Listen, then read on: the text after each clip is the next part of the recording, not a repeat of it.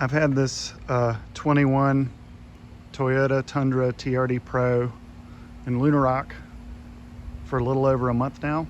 So I thought I'd do a quick likes and dislikes video. So I'll probably also do one on our 21 Land Cruiser too.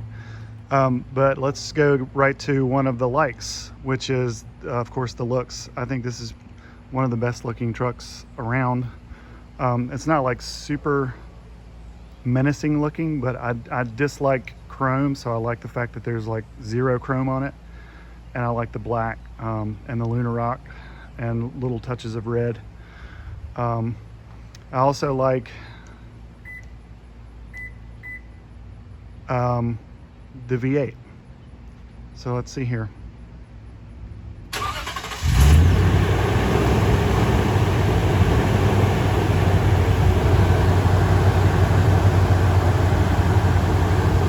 So the 5.7 liter V8 is one of the main reasons we got both of these, this and that, because they're probably going the way of the Dodo. So it's very thirsty, but it's also very reliable, dependable, and quite powerful. So I also, on the TRD Pro, I like the special TRD Pro exhaust. It gives this a very unique sound, one of the best sounding exhausts I think I've heard as well. So those are a couple of likes,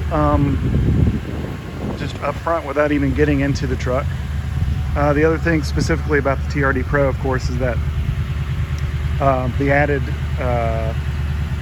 suspension system, the difference on the trim, and the slight lift on the TRD Pro also will help it with a little bit with ground clearance. So let's get to one of the dislikes. I dislike the fact that if you remote start this vehicle, when you open the door, it turns off. That's really bizarre. I've had several cars with remote start, and this is the only, I think, other Toyotas that maybe use remote start or similar, where when you open the door it turns off. So I'm going to turn it back on. One of the other things that, let me make sure this radio is not going to come on. Maybe it's off. Nope. So one of the other things that I'm having to get used to, and it's more just, I think, a Toyota way of using push button start, is that in this, both in this and in the Land Cruiser, we found this to be true, where when you're starting the vehicle, you really have to hold the button down for a good full second.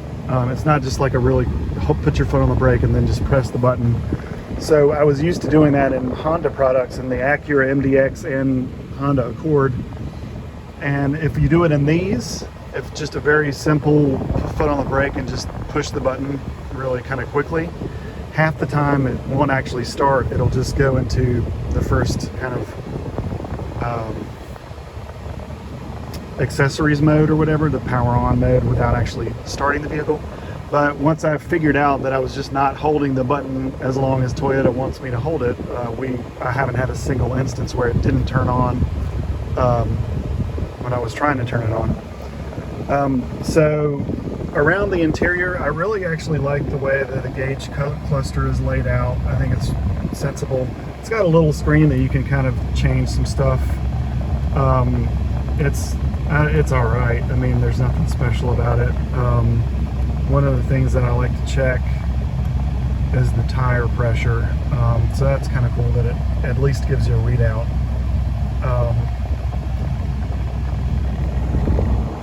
Overall interior, I mean, there's some kind of not great quality materials, but it's all put together well, and it's a truck, so you're going to expect it to get dirty. With the TRD Pro mats, those are all designed to just get filthy and just be able to strip them out and clean up the inside. So that's fine. I I don't have any complaints about the interior quality in general, except that with this steering wheel, I've found that when I'm, doing some kind of hard turns, which you do a lot in this truck because there's a lot of turning lock to lock in the truck, the way the steering ratio is. The bottom part of this plastic that attaches to this steering wheel, I can pull this up a little bit. It just feels really crappy. They could have done a little bit better on this particular aspect. It's just, so when I'm actually turning the wheel, sometimes I'll catch my finger kind of pulling up on the edge of this plastic, and it's just doesn't feel great.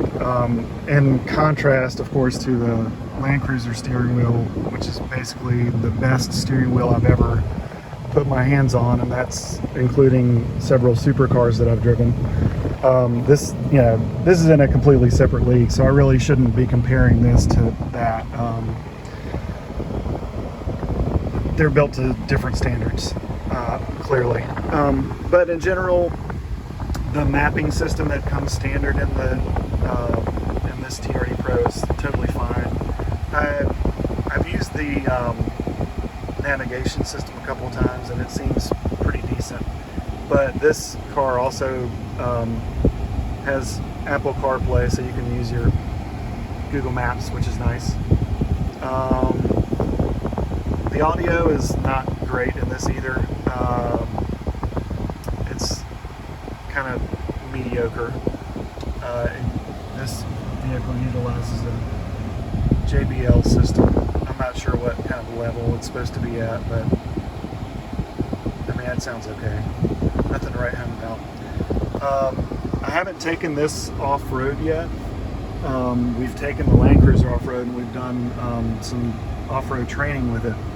But one of the things about the Tundra TRD Pro is that you can't lock the rear differential, so there's no option for that. It has A-Track and all that other automatic kind of stuff that's built in when you go into four-wheel drive. So here's the selector between two-wheel drive, 4 high and 4 low. And then you can also do various levels of turning off the vehicle stability control. So you can do a quick press of this button to do a partial disablement of that, and then you can do a long press to do an additional disabling of the nanny features.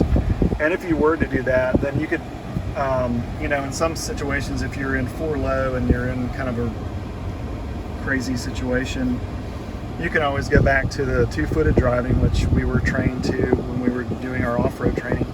And your own braking of the wheels that are not getting traction will help in certain situations for sure. But that's some of the stuff that A-Track automatically will do for you. But I will, I'm sure I'll take this off-road, if not just to see how it does especially compared to the Land Cruiser. This has a much longer wheelbase, so it's going to feel a lot different. Some things might be easier and some things might be much more difficult because of that long wheelbase. And of course the departure angle on this especially would be pretty rough, and I wouldn't want to ding up the exhausts the way that they are situated behind the tires. What other things do I like? So I like, even though this only has a 6-speed automatic transmission, I find that the actual shifts are pretty well placed, and in general the driving aspects are nice. It's a very different experience to driving the Land Cruiser again because of the exhaust. The exhaust in this is actually pretty loud, and in some situations it it gets maybe a little old if you're trying to have conversations and you're kind of accelerating frequently, and but it still sounds pretty badass. So sometimes I just turn the radio off and listen to the exhaust. All the other controls and stuff, all the buttons are ergonomically laid out and very easy to determine what is going on. I think that's pretty much. Oh, there's one other aspect that I think is really cool that I wasn't even aware of until I already ordered this truck actually, and a lot of people know that so this is the Crew Max. I have the back seats up right now because I've got a little sling that I laid down to get Reggie, my bigger dog, to the vet. But the spacious back seats are enormous. I mean, there's so much room in these back seats. It's pretty ridiculous. It's like it would be the equivalent of some sort of a long wheelbase luxury vehicle. There's way more room in the back seats of this than there is in the back seat of that. But what I was going to get to is that over here, some of these button banks do different things about the lighting and the auto high beam, but this control. So in this truck, the rear window rolls all the way down. So if you have something that's especially long that you need to fit into the bed, since it's a short bed, you could potentially stick something in through the window if you needed to. But otherwise, it's just kind of cool that the entire window opens and closes. I'll never open the sunroof. I hate sunroofs. If I could get this without one, then I would. What else? I don't know. Let's take a look over here. Ooh.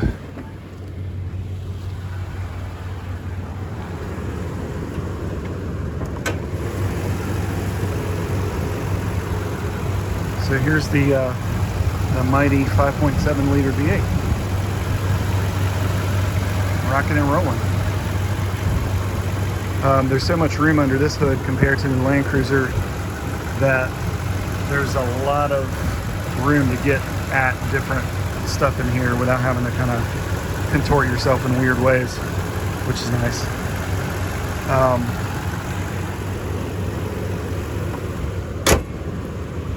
But I also haven't actually broken this in really yet. So I have, let's see if it'll focus, not even 500 miles on the odometer yet.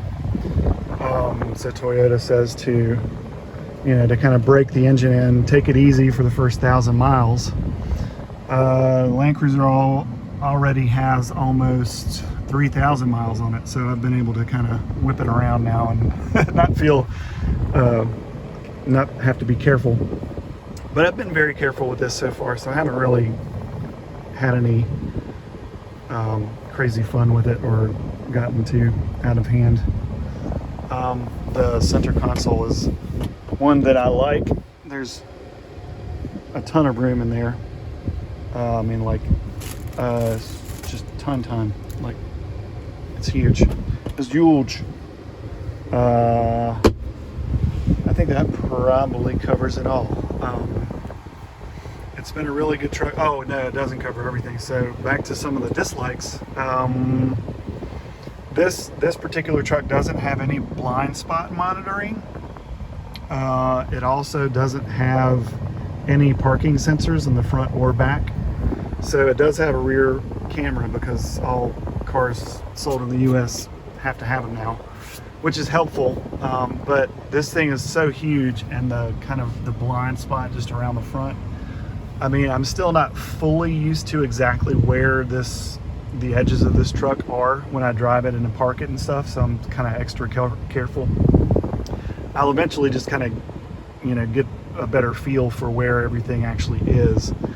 But it would be nice to actually have the parking sensors on here. I know that they probably didn't include them for the TRD Pro trim specifically, just because people are going to be ripping bumpers off and putting different other bumpers on potentially, and just banging up their trucks if they are actually going to take it off-road, which is what this is supposed to be able to do. So I understand that, but over there, of course, I keep doing this, but the Land Cruiser has parking sensors in the front and the back, and cameras all around as well, which is helpful, even though the camera system in that is pretty much garbage. If it's a nice sunny day, everything gets washed out, but that's a different video as well. So yeah, parking sensors would be nicer, but I've gotten by without them. But it will take a while to get a feel for exactly where this sits, because I keep thinking that the hood is actually, the front of the car is actually farther out than it really is, which is kind of interesting, because I would think it would be kind of the opposite if I'm not sure. So in general, this definitely drives like a larger vehicle, and especially you feel that with the longer wheelbase. When you're making turns, you have to kind of anticipate that even once you hit the, once the B pillar has passed whatever kind of marker you're looking at, you've got a ways to go before you make it around that turn. So it's also something I'm kind of taking turns a little wider.